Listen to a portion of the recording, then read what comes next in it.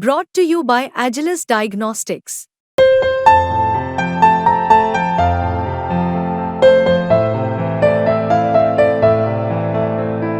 Agilus Diagnostics. नमस्कार, बिस्तक के इस खास शो में आप सभी का स्वागत है। मेरा नाम है ईशा मालवी। इस वीडियो में हम बात करेंगे डॉलर से जुड़े दो पहलुओं के बारे में। पहला ये कि अगर राष्ट्रपति का चुनाव होता है अमेरिका में और अगर ट्रंप चुनकर आते हैं, ट्रंप की रिपब्लिकन पार्टी अगर चुनकर आती है तो वो डॉलर पर कैसे फैसले लेंगे, वो एक अहम खबर है। और दूसरी खबर ये है कि डॉलर का ऑल्टरनेटिव दुनिया ने क्या बना लिया है। डॉलर के अलावा अब जो दुनिया के बाकी देश हैं वो गोल्ड पर अपना भरोसा जो है वो जता रहे हैं। तो इस पूरे मामले की हम जानकारी जो है वो प्रवीण सर से लेंगे। सर, आपका बहुत स्वागत है। सर, क्योंकि हम जानते हैं कि आने वाले दिनों में राष्ट्रपति के चुनाव होने वाले हैं अमेरिका में। डेमोक्रेटिक पार्टी और रिपब्लिकन पार्टी आमने सामने होगी। जो बाइडेन के खिलाफ ट्रंप उतरेंगे राष्ट्रपति चुनाव में।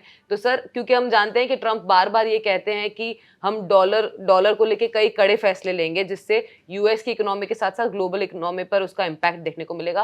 तो एक बार प्लीज आप विस्तार से दर्शकों को समझाइए कि डॉलर को लेकर क्या रुख है ट्रंप का और उससे क्या होगा आगे ग्लोबल इकोनॉमी का भी और साथ ही साथ यूएस इकोनॉमी का। बिल्कुल, इस साल के आखिर में अमेरिका में इलेक्शंस है और अगले साल की शुरुआत में वहाँ सरकार बनने की उम्मीद है। और अभी के जो ट्रेंड लग रहे हैं वहाँ पे, जिस तरह से ट्रंप पे हमला हुआ और उसके बाद की जो सारी परिस्थितियाँ हैं, उसमें ऐसा लग रहा है कि ट्रंप इस चुनाव को जीत सकते हैं। उन्होंने अपना वाइस प्रेसिडेंट जो कैंडिडेट है वो जेडी वेंस को चुना है जी। अब मसला इस बात का है कि अगर मानकर हम ये चलें कि ट्रंप दूसरे टर्म के लिए वापसी करते हैं अमेरिका में, तो उसका ग्लोबल और पूरी दुनिया की नज़र इस बात पे है बिल्कुल कि ग्लोबल ट्रेड का, ग्लोबल इकोनॉमी का रुख क्या होगा, वहाँ चीज़ें किस तरह से शेप लेंगी, किस तरह से शक्ल लेंगी। खास तौर पे जो एक चीज़ जो निकल के आ रही है और जो जिस पे सबकी नज़र है वो है ट्रंप की डॉलर को लेके पॉलिसी क्या होगी जी। एक बात उसमें है क्या, वैसे जो डोनाल्ड ट्रंप हैं वो स्ट्रॉन्ग अमेरिका, बाकी चीज़ों की बात करते हैं, उनकी पॉलिसीज़ भी मतलब दूसरे जो राष्ट्रपति हैं उनसे सख्त रहती हैं और वो एक सख्त राष्ट्रपति के तौर पे जाने जाते हैं। लेकिन डॉलर को लेके जो उनकी नीति है वो थोड़ी उलट है। और जेडी वेंस के साथ जो डॉलर को लेके दोनों के जो वो है थॉट्स, हाँ, वो मिलते हैं। दोनों की सहमति इस मामले में दिखाई देती है। बड़ी बात यह है कि ट्रंप नहीं चाहते कि अमेरिका का डॉलर जो है वो सबसे मजबूत इकोनॉमी, सबसे मजबूत करेंसी रहे दुनिया भर की, उसका राज दुनिया भर पे रहे। लगता ऐसा है कि वो चाहते हैं कि डॉलर जो है इस गद्दी से उतर जाए और डॉलर को डिवैल्यूट करने की उनकी शायद कोशिश है, जैसे उनके बयान है उसमें लगता है। बिल्कुल। तो जी सर, 2019 में हमने ये देखा था सबसे पहले जब ट्रंप ने ये कहा था कि मैं चाहता हूं कि डी वैल्यू हो जाए डॉलर, ताकि जो है उनका जो नजरिया है उनका ये है कि जो वीक करेंसी वाले जो देश हैं वो उनके साथ ट्रेड नहीं कर सकते हैं अमेरिका के साथ। और ट्रंप चाहते हैं कि मैन्युफैक्चरिंग लेड अमेरिका की भी बात होती है सर। तो इस पे मैं आपका ध्यान इस तरफ भी खींचना चाहती हूँ कि अगर मैन्युफैक्चरिंग लेड हो जाता है अमेरिका तो क्या वो उसके लिए संभव है, अगर और क्या क्या चुनौतियां, अगर आप कहते हैं नहीं तो क्या चुनौतियां आ सकती है अमेरिका के सामने एक मैन्युफैक्चरिंग लेड देश बनने के लिए? देखिए, अगर हम डॉलर की बात करें इस सिलसिले में तो आप समझिए कि 1960 के दशक से ही डॉलर दुनिया भर में एक डोमिनेंट करेंसी के तौर पे काबिज हुआ जी। और उसके बाद 1990s के टाइम से यूएस ने ये तय किया कि जो डॉलर है वो एक स्ट्रॉन्ग रहेगा, स्ट्रॉन्ग करेंसी रहेगी, मजबूत रहेगी, दुनिया के बाकी देशों के मुकाबले डॉलर की वो मजबूती रहेगी। तो हुआ क्या कि आज का टाइम जो है वहां दुनिया भर के जो सेंट्रल बैंक्स हैं उनका जो फॉरेक्स रिजर्व है उसमें 60% हिस्सा डॉलर का है। उसमें ट्रेजरी बॉन्ड्स हैं, डॉलर आधारित ट्रेजरी बॉन्ड्स हैं। तो दुनिया भर के पास, चीन हो, जापान हो, भारत हो, सबके पास डॉलर में करेंसी वो ट्रेजरी पेपर्स हैं अमेरिका के।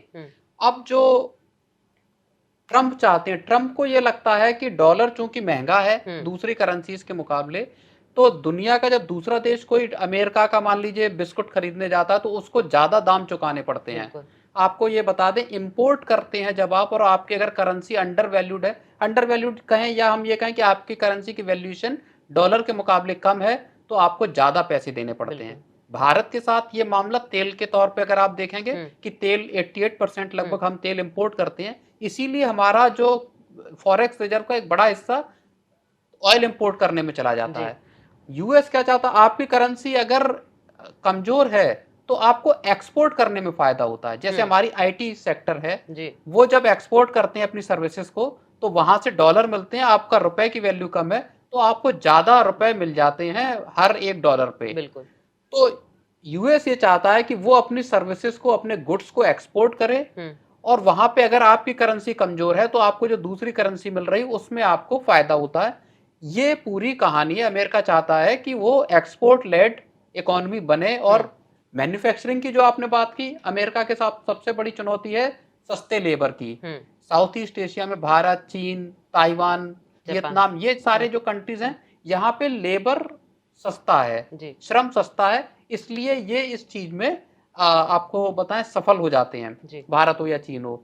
अमेरिका के लिए ऐसा कर पाना थोड़ा मुश्किल हो सकता है। बिल्कुल सर, हम जैसे जानते हैं कि अगर ट्रम्प आते हैं तो वो कमजोर करने की तरफ चलेंगे, अंडर वैल्यू करने को, डी वैल्यू करने की तरफ चलेंगे डॉलर को, तो लेकिन ये कैसे पॉसिबल हो सकता है, एक बार आप ये समझा सके अगर। बिल्कुल, देखिए इसके लिए अमेरिका को ज्यादा डॉलर छापने पड़ सकते हैं और डॉलर प्रिंट करने पड़ सकते हैं।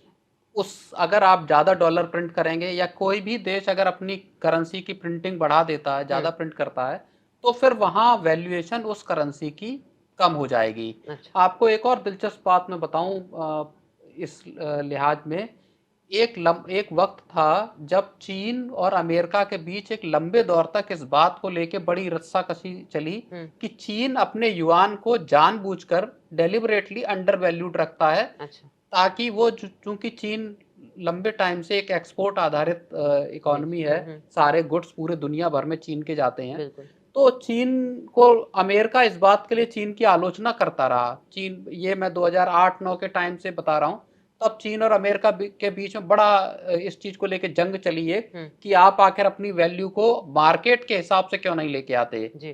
तो अब ये बात हैरत करने वाली होगी अगर अमेरिका खुद, अमेरिका का क्या रहा, अभी तक वो मार्केट के बेस पे डॉलर की वैल्यू को तय करता रहा। मार्केट में जो वैल्यू चल रही है एक नॉर्मल प्रक्रिया में, जैसे रुपए की वैल्यू तय होती है, कौन खरीद रहा कौन बेच रहा वो मार्केट तय करता है।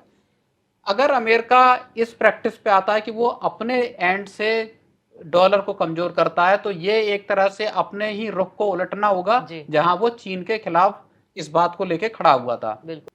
तो हमने यहाँ पे पहला पहलू जो है वो डिस्कस कर लिया, जो ट्रम्प अगर वापस अमेरिका की गद्दी संभालते हैं या वहाँ पे सरकार में आते हैं तो वो डॉलर को लेके क्या कड़े फैसले ले सकते हैं। अब दूसरे पहलू पे हम नजर डालते हैं। दूसरा पहलू ये है कि दुनिया भर के जो बाकी देश हैं वो डॉलर से कैसे अभी बचते चल रहे हैं। उन्होंने गोल्ड को अपना एक दूसरा ऑल्टरनेटिव बना लिया है, उन्होंने गोल्ड को ज्यादा चुनना शुरू कर दिया है और डॉलर जो है अपने पास अपने रिजर्व्स में वो कम करना शुरू कर दिया है। तो सर इस कड़ी में सबसे ज्यादा अगर हम बात करें कि डॉलर कौन सी कंट्री के पास सबसे ज्यादा है, पहले हम जानते हैं कि जापान की बात आती है, फिर चाइना आता है, लेकिन अगर हमने पिछले दिनों देखा भी कि चाइना अब जो है ट्रेजरीज जो है अपनी वो खत्म कर रहा है डॉलर वाली। तो उस एक बार आप पूरा आंकड़ा एक बार दर्शकों को बिल्कुल, ये देखिए दो तरह से ये पूरी जो कहानी है इसको दो तरह से समझा जा सकता है। एक अमेरिका क्या करना चाहता है, दूसरा दुनिया क्या करना चाहती है।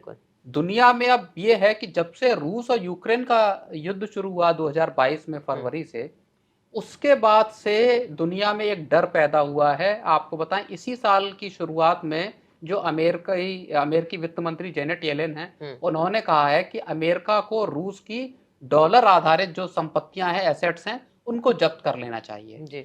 इससे पूरी दुनिया में एक डर पैदा हुआ कि कभी किसी एंड पे पहुंचकर अगर उनके साथ इंटरेस्ट क्लैश करते हैं यूएस के, तो क्या यूएस उनके पास जो डॉलर बेस्ड एसेट्स हैं, बॉन्ड्स हैं, उनको क्या जब्त कर सकता है। वहां पे अगर ऐसा होता तो मतलब डॉलर के वेपनाइजेशन का एक मसला दुनिया भर को सता रहा है। अब क्या हुआ, दुनिया ने उसके अगेंस्ट फिर काम करना शुरू किया।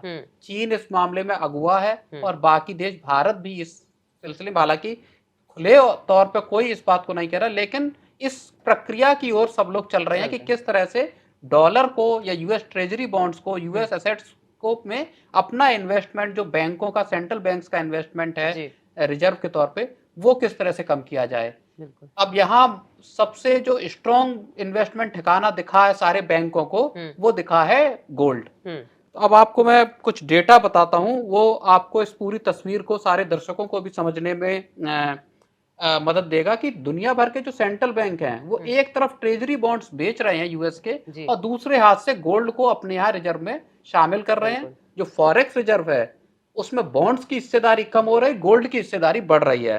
मसलन जैसे चीन ने इसी साल फरवरी में 22.7 अरब डॉलर की यूएस ट्रेजरीज बेची। अब इस बिकवाली के बाद चीन के पास 775 अरब डॉलर के ट्रेजरी रह गई। ये फरवरी के हिसाब का डेटा है। और हालांकि इतनी बेचती हैं, उसके बाद भी चीन दुनिया का दूसरा सबसे बड़ा डॉलर बेस्ड ट्रेजरी वाला होल्डर है। जापान के पास 1.17 लाख करोड़ यानी 1.17 ट्रिलियन डॉलर की यूएस ट्रेजरीज हैं। अब क्या है कि अगर आगे हम देखें तो ये सारा पैसा जो है वो एक तरह से गोल्ड में लगाया जा रहा है। भारत की अगर हम बात करें तो जनवरी और फरवरी में ही रिजर्व बैंक ने 13 टन से ज्यादा गोल्ड खरीदा है।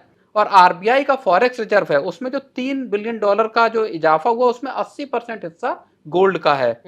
तो गोल्ड पे भारत भी 2017 से काम कर रहा है कि गोल्ड को का अपना जो फॉरेक्स रिजर्व है उसमें गोल्ड की हिस्सेदारी को बढ़ा रहा है लगातार। और हमने हाल में देखा था कि रिजर्व बैंक ने यूके से 100 टन गोल्ड भारत मंगा लिया है। यानी आप गोल्ड के भी जो अपने एसेट्स बाहर रखे हैं उसको भी अपने देश में लाना चाहते हैं ताकि किसी तरीके का कोई जोखिम किसी खराब परिस्थिति में देश के सामने पैदा ना हो। बिल्कुल। तो इस वीडियो में हमने आपको बताया कि अगर अमेरिका में डोनाल्ड ट्रंप चुन के आते हैं तो वो डॉलर को खत्म करने की तरफ बढ़ेंगे या फिर डॉलर को डीवैल्यू करने की तरफ अपने कदम आगे बढ़ाएंगे। साथ ही साथ हमने ये भी जाना कि दुनिया के बाकी देश कैसे डॉलर की तरफ से अपना जो होल्ड है वो कम कर रहे हैं और ज्यादा भरोसा जो है वो गोल्ड पर बना रहे हैं। अगर आपको हमारा ये वीडियो पसंद आए तो कमेंट सेक्शन में जरूर बताइए और बिजनेस जगत की तमाम जानकारियों के लिए बिस्तक के साथ बने रहिए। बिस्तक आपके लिए लाया है प्रीमियम मेंबरशिप प्रोग्राम, जहां आपको मिलेंगे कई सारे फायदे, जिनमें मार्केट न्यूज़लेटर, लाइव चैट पर आपके सवालों के सबसे पहले जवाब, मार्केट आउटलुक, वीकेंड पर मार्केट स्कैन, एंकर्स के साथ चैट और भी बहुत कुछ। इस प्रीमियम सब्सक्रिप्शन में 3 तरह के प्लान्स हैं, सिल्वर, गोल्ड और प्लैटिनम, जिनकी शुरुआत मात्र 159 रुपए महीने से होती है। इससे जुड़ना भी बेहद आसान है। बिस्तक के YouTube चैनल पर जाएं, ज्वाइन बटन पर क्लिक करें और अपना प्लान सिलेक्ट करें। बस बन गए आप हमारे प्रीमियम मेंबर।